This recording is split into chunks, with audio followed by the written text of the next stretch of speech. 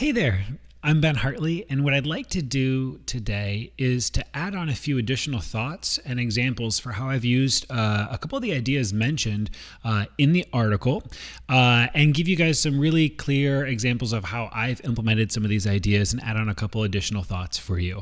And so I'm going to dive right into this. These are going to be some bonus thoughts, piggybacking off of the article that I put together, 66 growth strategies used by the world's smartest photographers. And so as you've gone through this, by the way, it's dense, right? It is very, very full. And so we're going to kind of just slide through a couple of the thoughts here. And by the way, this is by no means exhaustive. When I had put together this resource, it's always an impossibility to try to identify all of these.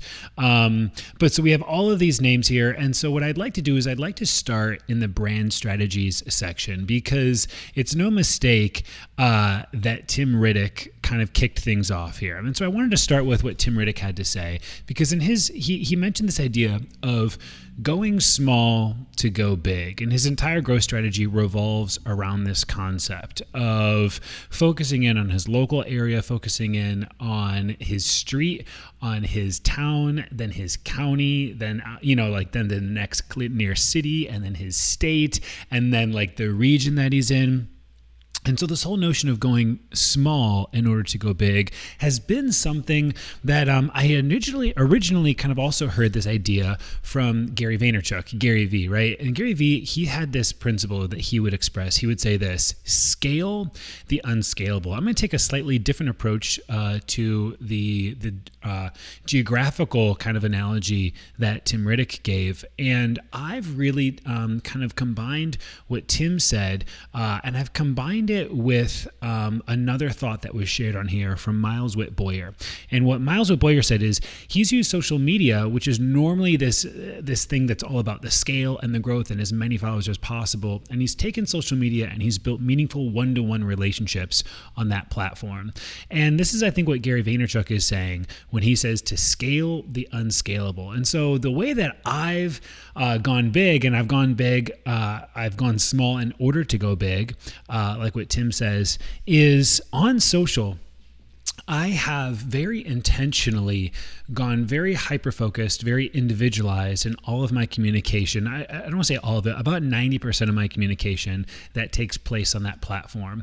And so I've really hyper-focused in, especially in DMs. And so whenever I get a message from a new client of mine, whenever I get a message from a potential lead, I actually pull out my phone and I record a video and I just DM them that video. And so I'm focusing in on these kind of micro-focused conversations that are happening right on that platform in order to build authenticity, in order to build my personal brand, in order to build my trust, in order to build followers in a really meaningful way. And it's this very focused in approach. It's very unscalable. It's very narrow, but it's also been the thing that I credit to the most amount of growth that I've had in my business. And growth isn't all created equal, because this is all about like actually valuable growth. Like, for example, I could have 10,000 followers and only 100 of them care about me. Or I could have 1,000 followers and 990 care about me. Which would you rather have, right?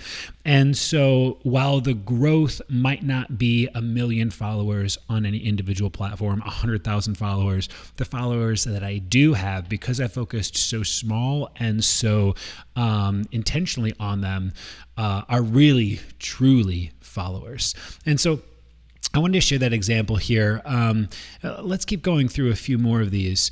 So next up, we then get into the client experience section.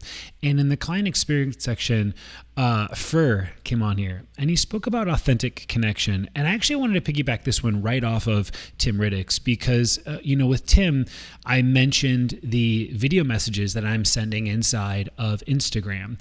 And so what Fur was saying here, again, just to go back to what Fur was saying here is the sooner that he can create authentic connection with his clientele, the better. And so he uses Bonjoro as an app to send videos, and he uses a special plugin for Zoom to really create more personalized touch points.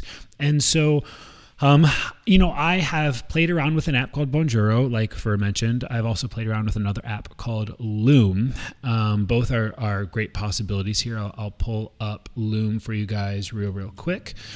So loom.com. Let me see here. I'll pull this up. I don't want to show you guys my personal library of things, but that's fine. I suppose I will. So here we are. This is in my Loom. So these are all these mass amount of videos that I have sent out to other people. If you were to go to Bonjoro, you can do the same thing. And so this is kind of really helpful to record videos and to send them to clients. Here is the rub that I have with both Loom and Bonjoro. It's great. If you're wanting to keep things focused off of your phone, off of your personal cell phone number. I totally understand that, because you can record these videos and then it's going to send through email to your client, right? So your client's going to receive an email that they'll click in and then they'll go to the video. Now, that's nice. One of the things that I've done to take it a step further and to make it more personalized and, to me, in a lot of ways kind of more authentic, is whenever a new lead contacts me, I actually send them a video directly from my phone. And so the order of operations when doing this is, step one is, if they contact me, let's say through Instagram, I'm going to reply through Instagram. So you always want to reply through the method that the client, the lead, messages you, right? So if they reply on Instagram, or if they send me a message through Instagram, I will reply there. But then my reply will always mention, hey, the next step is I'm going to send you a text. Okay. If they send me an email, they fill out my contact form, I'm going to reply to that email. I'm going to reply to that contact form, but I'm going to say, hey, the next step is I'm going to send you a text. And so then I pull out my phone and I send them a text. And the first thing you always want to do before you just text somebody a random video is you just want to say, hey, hey, it's me, it's Ben. And I just type that out. Hey, it's Ben. You just fill out my contact form. And then I'll send one more written out text. I made you a little video. And then what I do is I just pull out my camera app right here. And on the camera app, I'll just hold up my phone and I'll record a little video. And it would go something like this. I'm a wedding photographer. And so I would say, hey, Stephanie, this is Ben. I just got your contact form and I figured I would just make you a little video. Listen, I'm super excited. I actually have your date available. The venue that you've chosen is phenomenal. The staff is going to take incredible care of you. The next step is I'd love to hear what you're dreaming up. I have some time tomorrow at noon to hop on a quick call. Let me know if that would line up to chat. We'll talk soon. Bye. So I just recorded that video. And then I'm just going to text the video directly inside of text message to the client. And by the way, my videos that I record pretty much sound identical to that. And so that video right there, let's go ahead and take it the length of it. It ended up being exactly 30 seconds, which is a great amount of time. So I just wanted to kind of add that additional thought and give you a very practical way that I go about connecting with my leads in this way. Again, Bonjoro and Loom are great possibilities for it. It's just that the video ends up sending to them inside of an email message that they then have to click into over to the website in order to watch. It just adds a couple extra steps and it ends up putting it behind the unpersonal gate of email, where when you make it right on your phone and you text it, it's just right there. Okay. So let's get back into a few other of these that I wanted to share some more thoughts on for you guys. As we scroll through here, we then get into the business development strategies that we had. And Sal Sankata had an interesting one. He says this, lean into it. He kind of, I feel like he's backing off of the pandemic that just happened. And he speaks to the fact that when things get tough, a lot of people will pull back. They'll pull back on their businesses. They'll pull back on their marketing and their advertising. And that's for him when he uses that as a signal to double down and to move forward no matter what, right? I just wanted to add a couple thoughts to this. Leaning in doesn't have to be doubling on your marketing budget. And leaning in doesn't have to be, we're going to advertise more. Leaning in, for me, when the pandemic hit, tended to be leaning in almost in a literal way, like leaning in for support, like making myself like leaning in to say like, hey, this is hard and I am looking for support. I need community, leaning into community. And the really beautiful thing about leaning into community is it's a vulnerable thing in that you're admitting that you need support, and yet it's also a supportive role when you lean into community, when you can also give. You can give to the people who also need support. It's a mutual thing. And so for myself as a photographer, but also an educator, leaning in during the pandemic for me looked like, I'm terrified. I'm sure others are terrified. I'm going to show up and try to help in any way. And so leaning in during the pandemic, it was really great for the business. And yet it was also really great just for my mental health. And it was great to see other photographers find that support as well. Within the vendors, as a wedding photographer here, leaning in for me looked like writing them reviews on Google reviews and sending them little care packages, just letting them know that I was thinking about them. And so it wasn't like a marketing effort per se. It wasn't an advertising. It was leaning in to community. It was leaning into vulnerability. It was leaning in saying, hey, I need support. And I bet I have a feeling that we all might too. And leaning in to offer that and to kind of like open those doors both for photographers, but also open those doors for other wedding vendors that I had. And so I just want to kind of offer that other idea. This is why I always end all my content by saying, show up. Man, it's hard to show up. Even when business isn't tough and we aren't getting hit with pandemic, just like life's hard. And people are feeling that. And so you're not alone. That feeling that you have inside of you that says no one's watching and there's no point in showing up. Everybody else feels that too, which is precisely why we need you. It's precisely why we need you to show up. People are looking for your voice. They're looking for your heart. They're looking for that look in your eye. They're looking for somebody out there to show them through action that they can also do it. And so keep showing up, keep leaning in.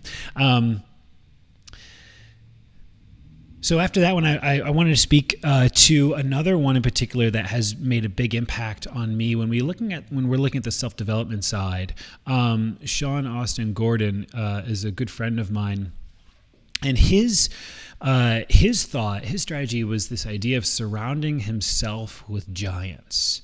That essentially means, to surround himself with people who either have been through the problem that he's trying to solve. Like they've been there, done that. Let's say you've got kids who are in high school and you're about to go crazy. Just surround yourself with someone who's already been through that phase of life and to get the support from them. Or number two, just to surround yourself with someone who maybe they haven't experienced it, but they can see the experience in a different light without maybe all of the reality that you have kind of clouding things. Without all I describe as baggage, right? But like it is in a way. We're kind of like clouded. We've got our blinders on, and we're so affected by things. And so to bring somebody in that can allow us to see with new eyes and new perspective.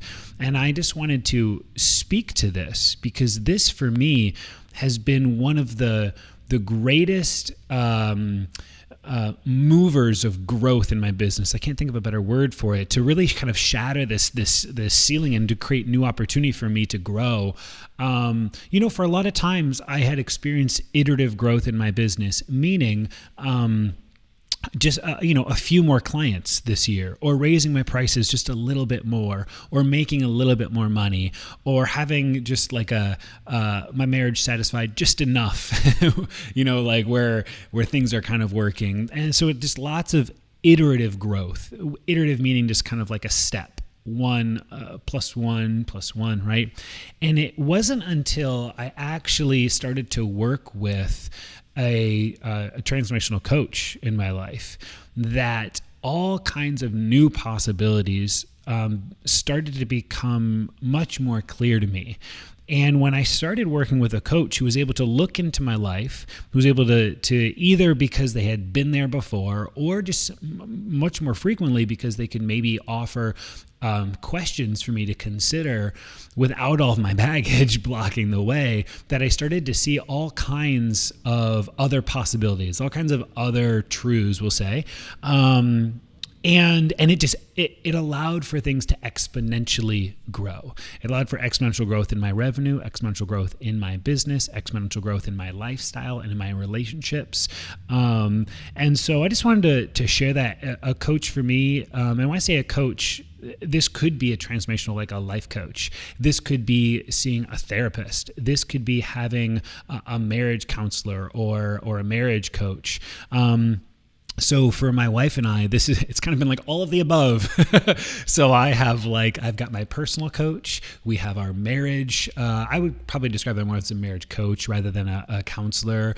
We have our therapist. Like we're continually surrounding ourselves with people who press in on us and who open up new possibilities. And I just wanted to share that for me has been one of the biggest exponential indicators of growth for my business. The power of print. So there was a lot of really great resources here, or really less resources and more ideas on print and kind of indicators. I feel like people kept saying, hey, start offering albums. Here's a couple different ways to offer albums. Oh, when I prioritized print, this occurred. And I just wanted to share something quickly here for you all in regards to print. I put together a workshop last year. This is a free thing. But I just want to share this because I did a workshop, especially if you're not familiar with print at all. I just thought, man, I'd like to offer this to you guys just to, in case you're trying to get into it, how to make money with printed products without being salesy. And so I did a whole workshop on this last year. It's completely free. I just wanted to pass on to you in case you missed that. And so there's a blog post that kind of introduces what's going to get covered in the workshop, but the workshop has all of the goods. And so if you were to go to benhartley.com and then click over on blog, it's going to be found in that blog section. It's probably, you're going to have to go to some older posts here. It's probably a few posts back. Alternatively, you could just go to sixfigurephotography.com/free-workshop-7. That should be showing up in the video, free-workshop-7. And this is going to take you directly to the workshop. You're going to skip the blog, skip scrolling through everything, how to make money with printed products. And so it's completely free, but it's just, I just wanted to share that because I thought, man, this would be, if you liked anything that people had to say about the power of print, about offering albums, about how they're doing it, but you've never done anything like that, go ahead and take a look at that workshop. I think it can just be a great resource for you guys as you're trying to dive in, okay? Now, next up, I want to chat briefly about optimizing SEO. So I mentioned that if you can't measure it, then you can't grow it. And so going back over here to SEO, man, there were so many incredible, like mind-blowing stats that were kind of listed here with SEO. People were seeing incredible results. You saw Maddie May. I mean, it was absolutely insane. Dylan Howell, just absolute crazy results. And so if you can't measure it, you can't improve it. I did mention in that, in my little write-up there about Google Analytics and Google Search Console, but I wanted to share one right on your phone. This is an app. I believe it's iOS only. I'll double check here, but this is an app right on your phone that's called SEO Edge. All right. And so SEO Edge right here, this is the app. SEO Edge. And what it allows you to do is it allows you to put in your domain name, and then it allows you right on your phone to track up to 5 keywords, phrases for free, all right? And then daily, it'll just tell you your position. It'll tell you if you've moved down or if you've moved up, right? So actually on mine right now, I'm moving from Columbus and I'm moving to Tampa, Florida. And so I've taken off all of my Columbus information on my website and I'm started to replace it with Tampa. And so I have on here, I'm trying to track my Columbus data, but I'm also I'm really trying to track my new Tampa data. And it's just it's a simple way to go about tracking certain keywords. And so I've already dropped I'm on position 10 for Columbus wedding photographers, still on page 1, but I've dropped 8 spots. I used to be position 2 for that keyword, and it tells me right here on the app I'm down 8 spots down to position 10 where I used to be on position 2. Again, it's a free tool right on your phone, SEO Edge for iOS, a great way to do some keyword tracking. Again, anytime we're doing keyword tracking, this kind of stuff, take it with a grain of salt. There's always variancy within these things. But I found it to be like a pretty reliable way to monitor whether I'm improving or not. And for example, Tampa wedding photographer, it just simply says NA, not available, because I am not showing up at all for that keyword yet. But if I can't track it, I can improve it. And so at least I know right now I'm not even showing up. It'll be exciting when I do populate here on position 49 or whatever it is, and I can keep moving those numbers up. So one of the last ones that I wanted to share here as just a little bonus for you guys is social media. There was a lot of great feedback on social media, a lot of great ideas, thoughts, a lot of conversation around just like being an early adopter for Reels and TikToks and all that kind of stuff. But I wanted to tie what was mentioned in social media, short form video content, into something that Nicole Ashley had said actually at the very beginning of the resource on the branding section, building herself into the brand and kind of the power that she has seen behind that. Man, we've always known this, but people want to buy from people. People don't want to buy from corporations. They want to buy from individuals. And the power of a personal brand is, before it was kind of like, are you a personal brand or aren't you? And even when I started my photography education, I actually started it out really as the emphasis. It was 6-figure photography. That was the platform. That was the podcast. That was the website. Everything was built around 6-figure photography. My wedding photography company, Style and Story Creative, it was the business, right? And obviously there was a personal side of 6-figure photography that was me. But more than ever, the personal brand, it's no longer like almost an option. It's like every brand has to have a face behind it. There needs to be a personal component to your branding.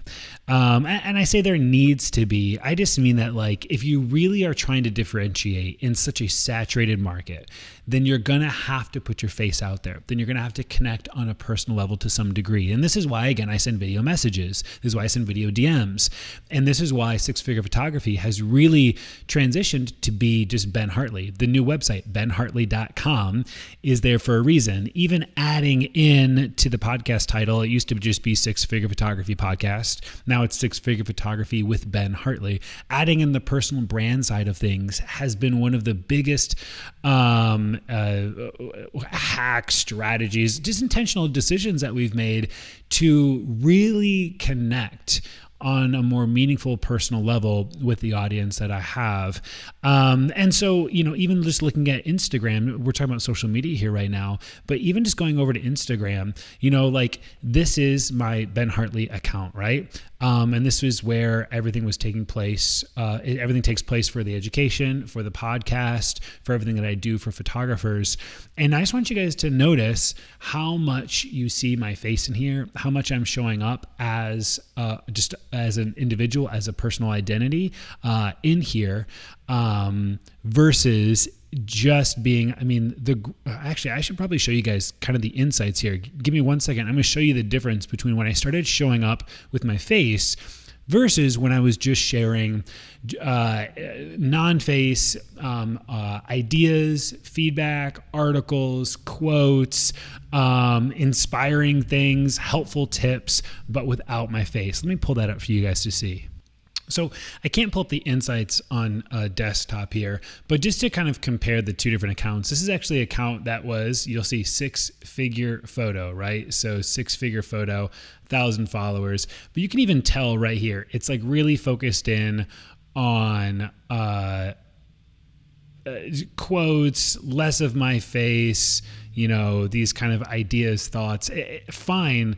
When I just started putting energy into my personal account here and started to really showcase my face, that's when things took off exponentially. And you can't see insights because, again, it's desktop there. But even looking here, I mean, and this isn't crazy relative to other people's accounts, but you've reached on my insights here 786,000 accounts in the last 30 days, which is it's awesome. It's incredible. It's wild.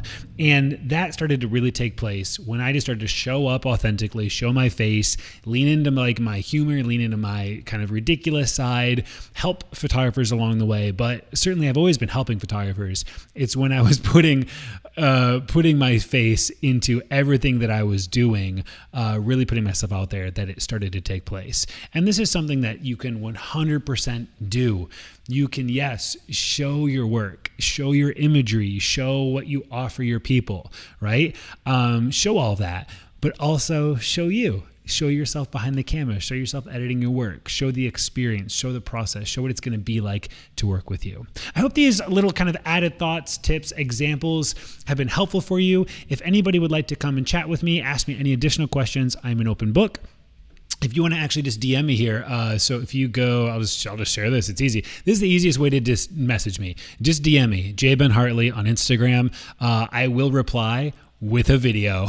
So if you want to see firsthand what that looks like, just send me a message over on Instagram. Feel free to ask me anything, and we will talk then. Thank you so much, everybody.